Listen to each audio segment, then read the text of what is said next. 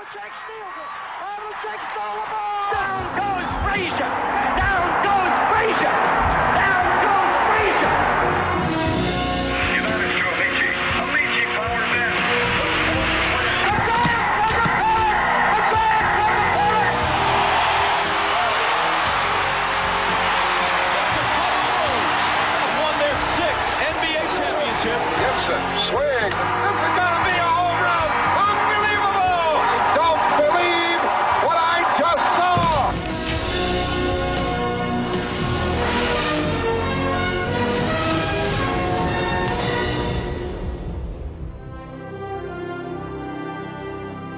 Hello, I'm Chris Fowler for Sports Century.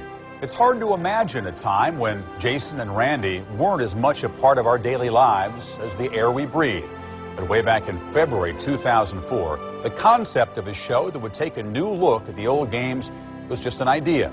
These two pioneers were buried in the ESPN tape library, sleeping in their parents' basement, and selling Girl Scout cookies with a $2 markup just to make ends meet. How did this idea become a pop culture phenomenon? It all began with a discount shelf and the first host of Cheap Seats, Ron Parker.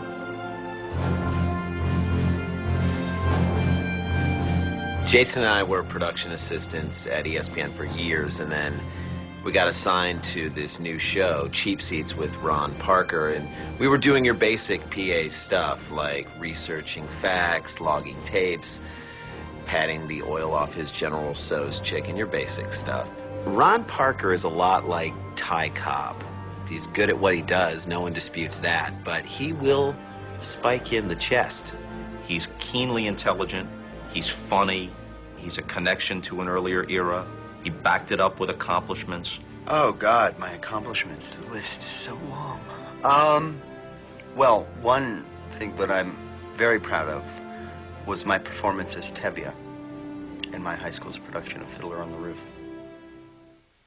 Parker took the adulation as a license to do as he pleased, however inappropriate. Parker would very often say something incredibly obscene You guys are obviously nincompoops and you don't know what you're doing. that nobody could use on their microphones, and it just broke the moment. This game isn't for sissies. Dick Enberg, Vin Scully, Leslie Visser. These people didn't get to where they were by playing nice. His name elicits an awful lot of conversation and deep-rooted feelings in a lot of different ways. Expectations were high for Cheap Seats with Ron Parker. However, less than a minute into the first show, tragedy struck. So Ron goes over to the tape shelf, and I look down and I see that his sock is down on his leg, meaning that he's not getting enough calcium in his diet, his bone in his ankle had shrunk. I knew that that leg was not going to support him on that shelf. Ah! Oh, God. Out of the corner of my eye, I'm seeing the top of that bookcase come down. And I'm thinking to myself, this guy's going to die. And I don't have a camera. All of a sudden, you know, he just crumbles in a heap. And again, I think anabolic steroids played a role in that injury. When you flip on a TV set and see a highlight of somebody getting hit in the head, you know, the easy thing to do is assume, well, you know, that was on purpose. When I first saw Sandy and Raymond walk into my office then, with Randy and Jason. No. Randy and Jason walk into my office, I was suspicious. Conspiracy theories aside, a surprise move was made by ESPN executives. They wanted to capitalize on the twin trend made popular by the Olsons, the Coors Light Girls, and less so by Jason and Jeremy London. So ESPN decided to give Cheap Seats to twin brothers Randy and Jason Sklar. Many questioned the move, and Randy and Jason weren't helping their cause.